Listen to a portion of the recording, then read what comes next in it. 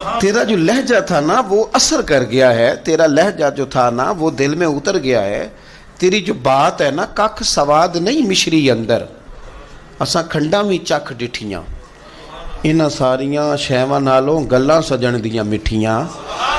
کچھ باتوں میں تاثیر ہوتی ہے، کچھ لوگوں کا لب و لہجہ حسین ہوتا ہے،